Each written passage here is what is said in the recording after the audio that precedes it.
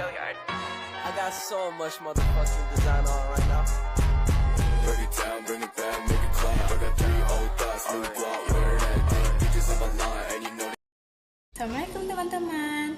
Nah, jadi di sini bersama saya Suci Ramadhani, mahasiswi dari YN Loksmawe, Fakultas Tarbiyah dan Ilmu Keguruan, jurusan Pendidikan Agama Islam, semester 4, unit 2. Nah, jadi pada kali ini saya akan menjelaskan bagaimana tutorial cara membuat RPP, yaitu Rencana Pelaksanaan Pembelajaran. Yuk kita simak selengkapnya berikut ini.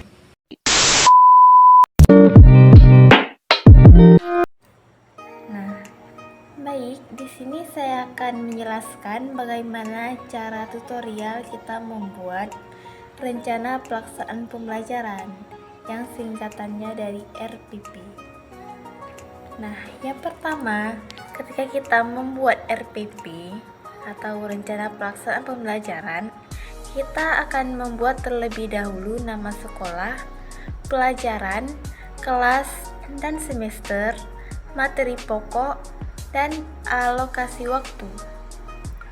Nah, di sini yang saya paparkan bahwa saya ambil dari sekolah SMP Negeri 3 Pangandaran, dan mata pelajaran yang saya ambil yaitu Pendidikan Agama Islam dan Budi Pekerti, dan kelasnya yaitu dari kelas 7 semester ganjil.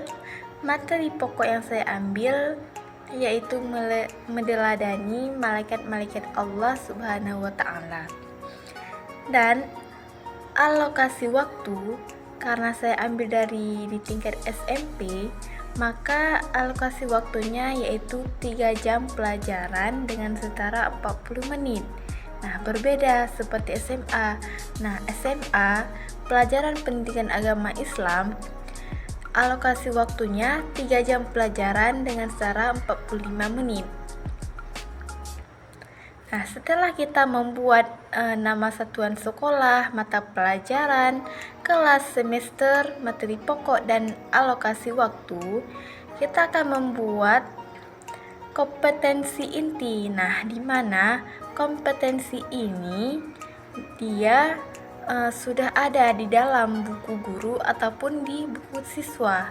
Nah, yang pertama ada kompetensi inti 1, di mana yang pertama ada menghargai dan menghayati ajaran agama yang dianutnya. Nah, kompetensi inti 1 ini merupakan nilai spiritual. Selanjutnya ada kompetensi inti 2, di mana kompetensi inti 2 ini dia menunjukkan nilai sosial ataupun efektif, seperti menunjukkan perilaku jujur, disiplin, tanggung jawab, peduli, santun, percaya diri, dan lain sebagainya. Selanjutnya ada kompetensi inti 3, yaitu memahami pengetahuan faktual, konseptual, dan prosedural berdasarkan rasa ingin tahunya tentang ilmu pengetahuan. Nah, di sini kompetensi inti 3 ini dia menunjukkan pengetahuan kognitif seorang peserta didik. Nah, sedangkan kompetensi inti 4 dia ini merupakan nilai keterampilan. Nah, seperti kita mencoba, mengolah, dan menyaji dalam ranah konkret menggunakan mengurai, merangkai, dan membuat. Nah, ini sebuah nilai keterampilan. Nah, setelah kita membuat kompetensi inti, selanjutnya kita akan membuat kompetensi dasar dan indikator pencapaian kompetensi. Nah, yang pertama kompetensi dasar yang disebut dengan KD. Nah, yang pertama ada 1.4 bahwa beriman kepada malaikat-malaikat Allah Subhanahu wa Ta'ala. Nah, yang kedua 2.4 merupakan dari KD yang kedua, menunjukkan perilaku disiplin sebagai cerminan makna iman kepada malaikat. Nah, setelah kita membuat kompetensi dasar yang 2.4, yang ketiga ada 3.4, bahwa memahami makna iman kepada malaikat berdasarkan dalil nakli. Nah, 3.4 ini dia sudah ada nilai pengetahuan kognitif seorang peserta didik. Nah, setelah kita membuat KD yang ketiga bahwa ada 3.4, sekarang kita akan membuat 4.4. Nah, di sini biasanya nilai keterampilan menjanjikan perilaku contoh yang mencerminkan iman kepada malaikat Allah Subhanahu wa taala. Nah, setelah kita membuat kompetensi dasar ada 1.4, 2.4, 3.4 dan 4.4. Sedangkan sekarang kita akan memecahkan indikator pencapaian kompetensi. Nah, dari kompetensi 1.4 kita pecahkan indikatornya. Di sini ada 2 indikator pencapaian kompetensi. Nah, dari kompetensi dasar yang pertama. Nah, yang pertama di sini kompetensi dasar bahwa beriman kepada malaikat Allah Subhanahu wa taala. Nah, sekarang kita akan pecahkan. Di sini ada 1.4.1 bahwa dari beriman kepada malaikat Allah Subhanahu wa taala, kita akan pecahkan menjadi yang pertama menyebutkan pengertian iman kepada malaikat-malaikat Allah Subhanahu wa taala. Nah, yang kedua kita pecahkan lagi ada 1.4.2 bahwa kita akan membuktikan keberadaan malaikat-malaikat Allah Subhanahu wa taala. Nah, sedangkan dari kompetensi dasar yang kedua ada 2.4, ini menunjukkan perilaku disiplin sebagai cerminan makna iman kepada malaikat-malaikat Allah.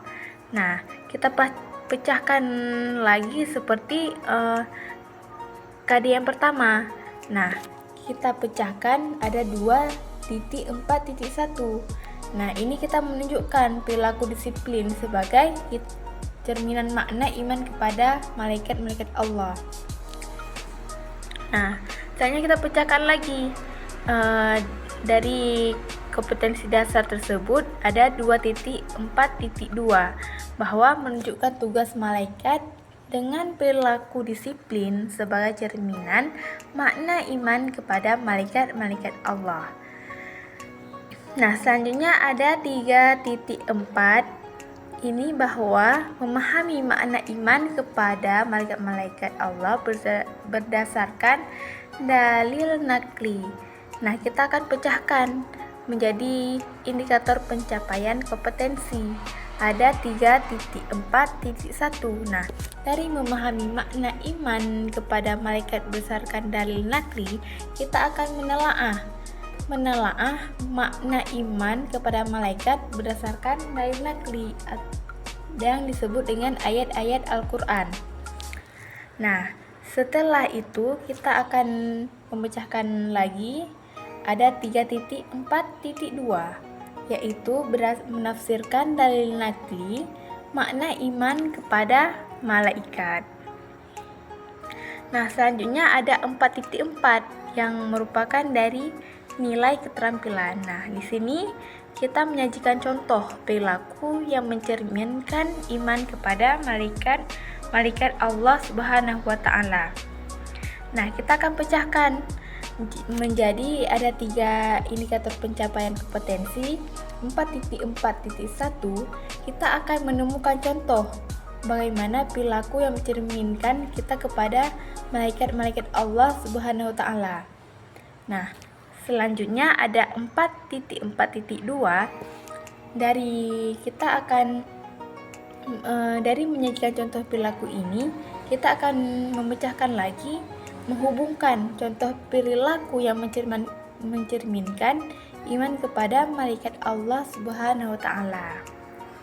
Nah, selanjutnya kita akan memecahkan lagi ada menampilkan perilaku yang mencerminkan iman kepada malaikat Allah Subhanahu wa Ta'ala. Setelah kita membuat kompetensi dasar dan indikator pencapaian kompetensi, selanjutnya kita akan membuat tujuan pembelajaran. Nah, tujuan pembelajaran ini kita akan membuatnya dari indikator pencapaian kompetensi. Nah, yang pertama di sini kan menyebutkan pengertian iman kepada malaikat-malaikat Allah, membuktikan keberadaan malaikat-malaikat Allah. Nah, kita akan menurunkan ke tujuan pembelajaran. Nah, di sini setelah kita mengikuti mengamati penayangan gambar ataupun video, si peserta didik ini dapat menyebutkan pengertian iman kepada malaikat-malaikat Allah dengan benar. Nah, yang kedua, seperti itu juga bahwa setelah mengikuti mengamati penayangan gambar video yang relevan, peserta didik ini dapat membuktikan bahwa keberadaan malaikat-malaikat Allah ini dengan benar. Nah, yang ketiga juga seperti itu. Kita ambil dari indikator pencapaian kompetensi dari yang kedua. Ada 2.4.1 dan 2.4.2. Nah, di sini menunjukkan perilaku disiplin sebagai cerminan makna iman peserta malaikat. Nah, di sini kita akan menurunkan ke tujuan pembelajaran.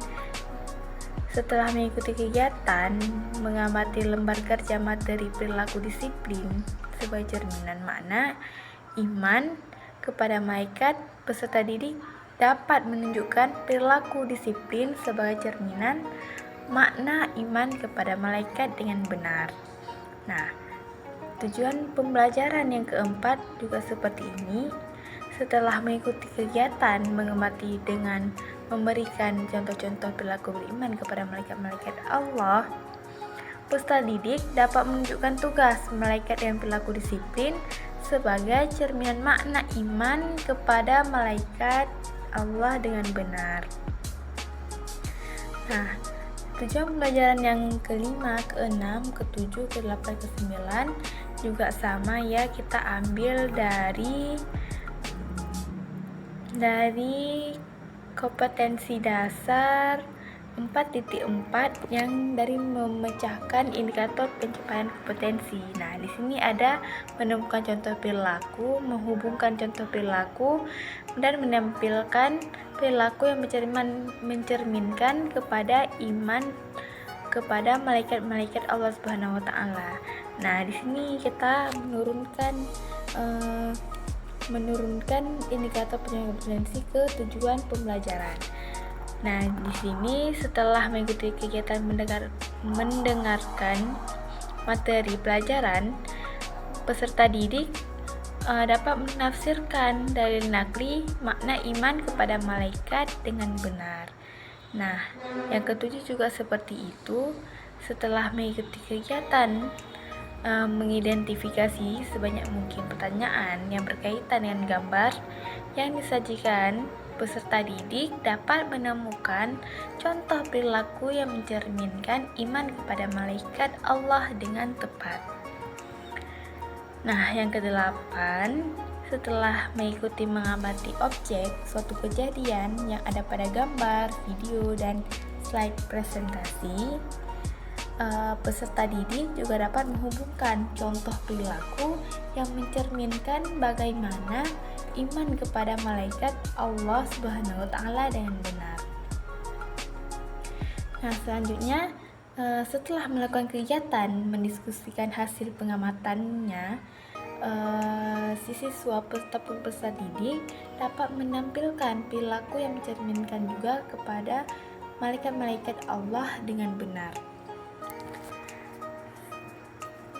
Setelah kita membuat tujuan pembelajaran, kita akan membuat materi pembelajaran, di mana di sini kita akan membuat materi pokok, yaitu meneladani malaikat-malaikat Allah Subhanahu wa Ta'ala terdiri dari konsep, fakta, dan prosedur. Nah, jadi dari konsep ini kita membuat bahwa ada arti iman kepada malaikat Allah, nama-nama malaikat Allah, tugas malaikat-malaikat Allah.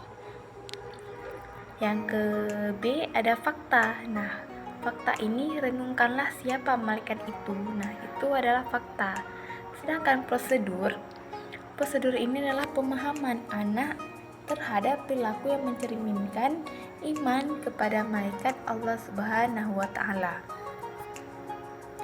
Nah, selanjutnya kita akan membuat pendekatan dan model metode pembelajaran. Nah, di sini kita ketika membuat RPP, kita akan membuat pendekatannya, model pembelajarannya, dan metodenya supaya si peserta didik ini paham apa yang kita ajarkan sesuai metode yang kita ajarkan kepada peserta didik. Nah, yang pertama ada pendekatan. Nah, pendekatan yang ambil di RPP ini adalah pendekatan saintifik. Nah, dengan model pembelajarannya, karena tadi judulnya meneladani malaikat-malaikat Allah Subhanahu wa Ta'ala, maka kita akan membuat model pembelajarannya discover learning dan problem based learning. Nah, dengan metode ada tanya jawab, wawancara, dan diskusi. Setelah kita membuat pendekatan model dan metode pembelajaran, di sini saya akan menjelaskan bagaimana terlebih dahulu kita akan membuat media yang kita pakai, alat, dan sumber belajar. Nah, yang pertama di sini media dari RPP ini bahwa ada lembar kerja peserta didik, PPT bahan ajar, video pembelajaran, lembar penilaian, dan Al-Quran. Sedangkan alat yang kita perlukan ketika ajarkan kepada peserta didik ini ada penggaris, spidol, laptop, infocus, YouTube, PowerPoint, dan Google Form. Nah, bahannya seperti papan tulis. Nah, selanjutnya ada sumber belajar.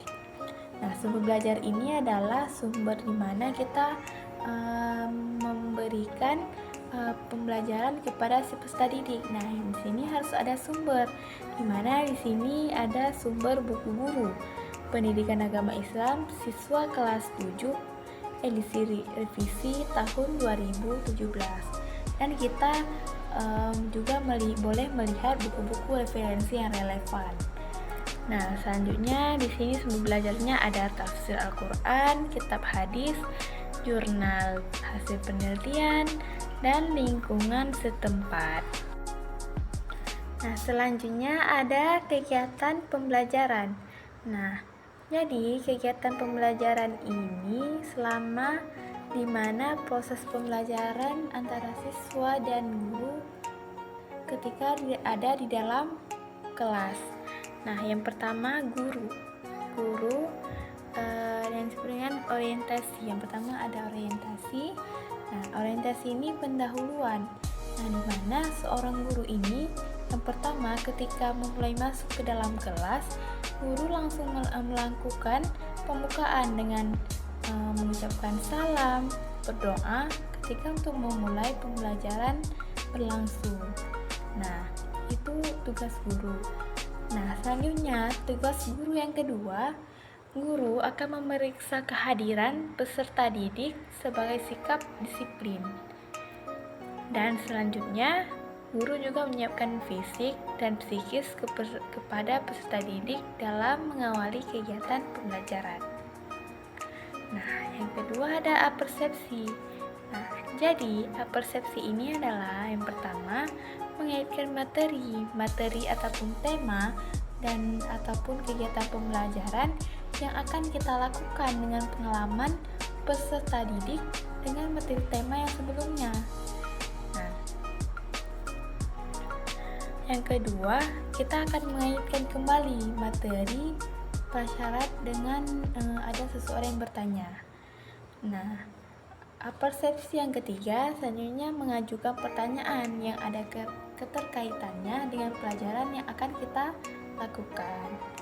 Nah, setelah kita membuat orientasi persepsi, selanjutnya ada motivasi. Nah, motivasi yang pertama, kita akan memberikan gambaran tentang manfaat mempelajari pelajaran yang kita akan pelajari. Misalnya, ini kita akan mempelajari tentang meneladani malaikat-malaikat Allah Subhanahu wa taala. Nah, ini manfaat dari mempelajari meneladani keyakinan bahwa malaikat-malaikat Allah Subhanahu wa taala itu apa? Nah, itu harus ada memberikan gambaran manfaatnya kepada peserta didik.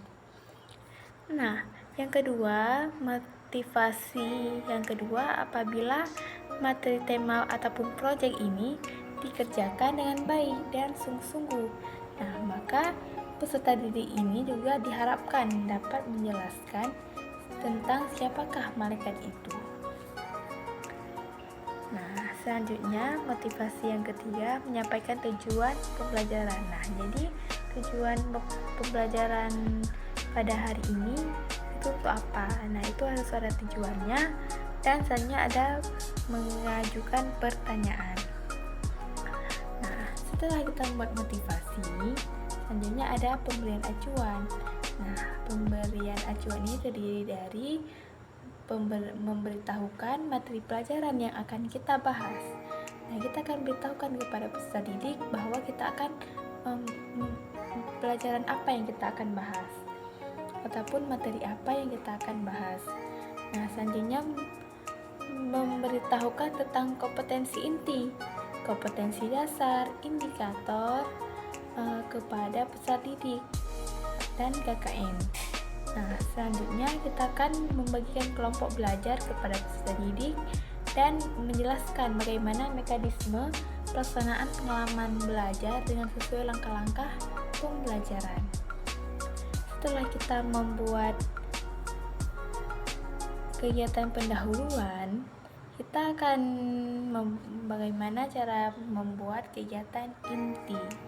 Nah, yang pertama kegiatan inti ada sintak model pembelajaran. Nah, di sini sintak model pembelajaran ada simulation, di mana kita pemberian rangsangan. Nah, kegiatan pembelajarannya di mana peserta didik ini diberi motivasi ataupun rangsangan untuk memusatkan perhatian pada topik. Siapakah malaikat itu? Nah, jadi seorang guru ini harus memberikan rangsangan ataupun motivasi kepada peserta didik supaya mereka harus ada memusatkan perhatian kepada seorang guru ini. Nah, dengan cara apa kita memberi rangsangan atau motivasi? Dengan cara melihat tanpa atau dengan alat. Nah, jadi dengan cara melihat, si peserta didik ini diminta untuk mengamati ataupun penayangan gambar yang disajikan oleh guru tersebut maupun mengamati gambar yang terdapat pada buku siswa. Nah, di sini kita akan menyuruh melihat kepada siswa gambar-gambar ataupun mengamati terlebih dahulu. Nah, itu dengan cara melihat. Nah, di sini kan ada gambar. Nah, di sini siswa diharapkan untuk melihat, mengamati. Nah, selanjutnya ada mengamati.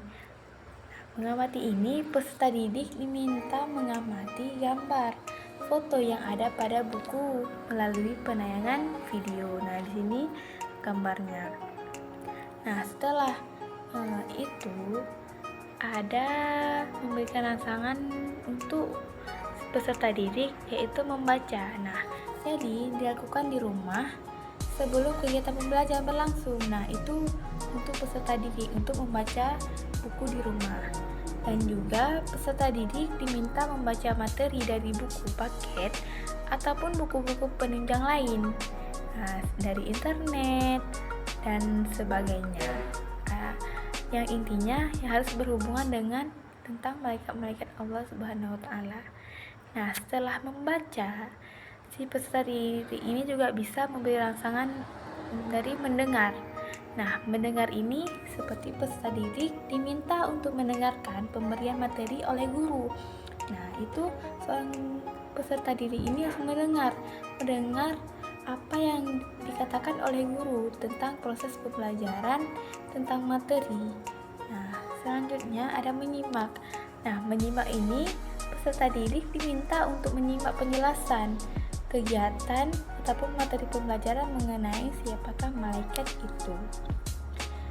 Nah, setelah sintak model pembelajaran stimulation, sekarang ada problem statement, di mana di sini pertanyaan identifikasi masalah. Nah, pada kali ini dengan pemberian sintak pembelajaran problem statement, guru memberikan kesempatan kepada peserta didik untuk mengidentifikasi sebanyak mungkin pertanyaan yang berkaitan dengan gambar yang telah disajikan oleh guru tersebut. Nah, misalnya yang disajikan akan dijawab melalui kegiatan pembelajaran. Contohnya, mengajukan pertanyaan tentang siapakah malaikat itu yang tidak dipahami dari apa yang diamati ataupun pertanyaan untuk mendapatkan informasi tambahan tentang apa yang diamati. Nah, dimulai dari pertanyaan faktual sampai ke pertanyaan bersifat hipotetik. Untuk apa? Untuk mengembangkan kreativitas, rasa ingin tahu, kemampuan merumuskan pertanyaan untuk membentuk pikiran kritis yang perlu untuk hidup cerdas dan belajar sepanjang hayat. Nah, selanjutnya ada data collection. Nah, di mana data collection ini adalah pengumpulan data. Nah, pengumpulan data ini seorang peserta didik mengumpulkan informasi untuk menjawab pertanyaan yang telah diidentifikasi melalui kegiatan mengamati, wawancara, pengumpulan informasi. Nah, pengumpulan informasi ini peserta didik diminta untuk mengumpulkan data yang telah diperoleh dari berbagai sumber. Nah, selanjutnya setelah wawancara ataupun mengumpulkan informasi, ada membaca sumber lain dari selain buku teks. Nah, di mana peserta didik diminta untuk mengeksplor pengetahuannya dengan membaca buku referensi siapakah malaikat itu. Setelah kita membaca sumber lain ataupun dari buku teks, sekarang ada mempresentasikan ulang, di mana seorang guru meminta peserta didik untuk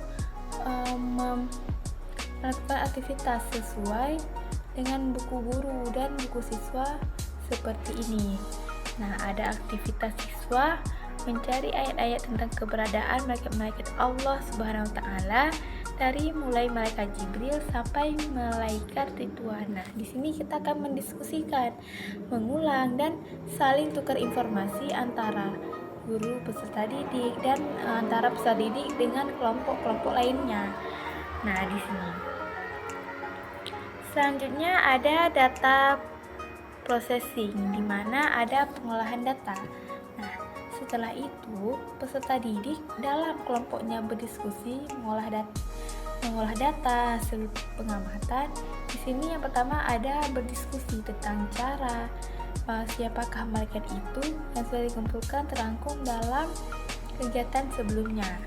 Nah, selanjutnya ada mengolah informasi. Jadi yang sudah dikumpulkan dari hasil kegiatan ataupun pertemuan selanjutnya maupun hasil dari kegiatan mengamati kegiatan pengumpulan informasi yang sedang berlangsung dengan bantuan pertanyaan-pertanyaan pada lembar kerja.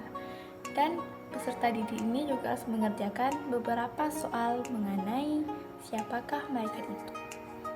Nah, yang paling selanjutnya ada verification. Nah, yang disebut dengan pembuktian.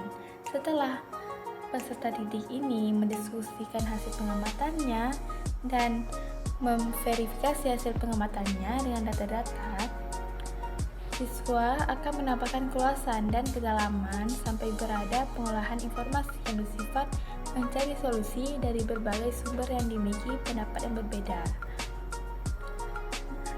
Selanjutnya ada generalization, di mana kita akan menarik kesimpulan.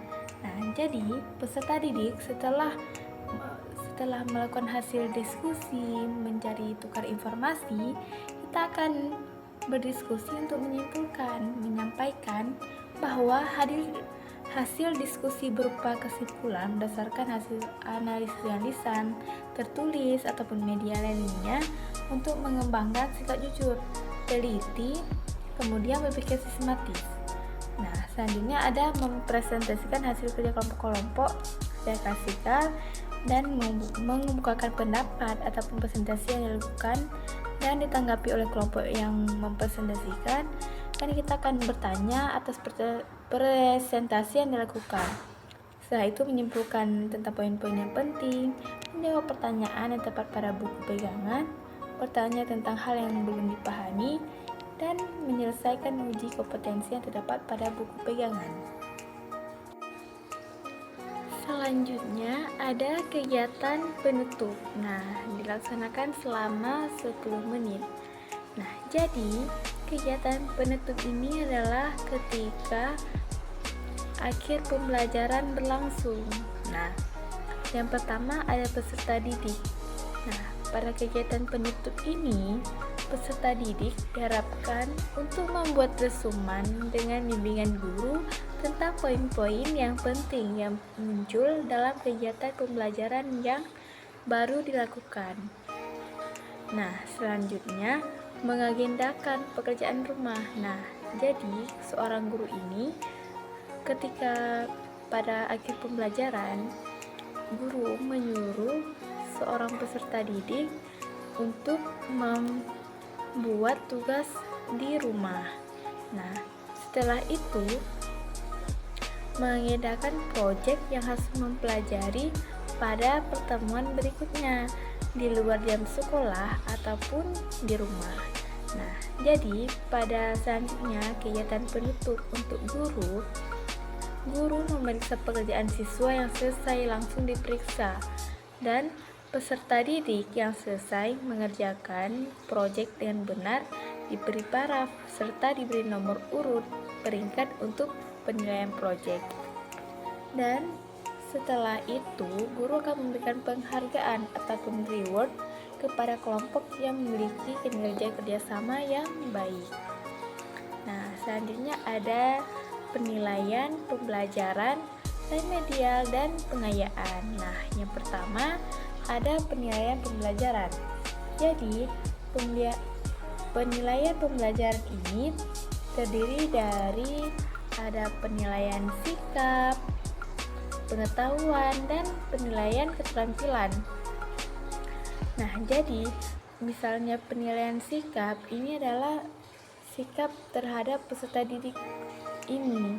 Nah, sedangkan penilaian pengetahuan kita akan membuat soal untuk menjawab kepada peserta didik. Nah, itu kita akan melihat semampu mana pengetahuan mereka bisa menjawab soal yang kita berikan. Nah, selanjutnya ada penilaian keterampilan.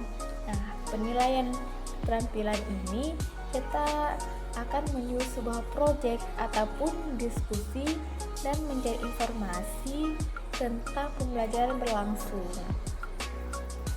Nah, di sini ada remedial, di mana bagi peserta didik yang belum mencapai ketuntasan belajar dan guru mengidentifikasi tujuan pembelajaran yang belum dikuasai oleh peserta didik. Nah, berdasarkan dari identifikasi itu, guru menyampaikan pembelajaran ulang yang harus fokus pada materi yang dianggap sulit oleh peserta didik. Nah, pelaksanaan remedial dilakukan pada hari dan waktu tertentu yang sesuai dengan keadaan, seperti pada saat jam belajar, apabila ada masih waktu, dan di luar jam pembelajaran, dan lain sebagainya. Dan selanjutnya ada pengayaan. Nah, pengayaan ini bagi peserta didik yang sudah menguasai materi pembelajaran, jadi guru diminta untuk mengerjakan materi pengayaan yang sudah disiapkan oleh pendidik, yaitu seorang guru. Dan guru ini mencatat dan memberikan tambahan nilai bagi peserta didik yang berhasil dalam pengayaan. Nah, materi pengayaan yang dapat diberikan kepada peserta didik yang telah tuntas dalam kegiatan pembelajaran adalah seperti menulis 2 ayat Al-Quran, 2 hadis yang berhubungan dengan iman kepada malaikat, menulis terjemahannya. Dan selanjutnya, setelah pengayaan, kita akan membuat nama kepala sekolah dan guru mata pelajaran pendidikan agama Islam dan budi pekerti. Tentunya seperti ini. Nah, baik, sekian dari saya penjelasan dan tutorial cara membuat rencana pelaksanaan pembelajaran. Semoga bermanfaat bagi di kalangan semua. Saya akhiri. Wassalamualaikum warahmatullahi wabarakatuh.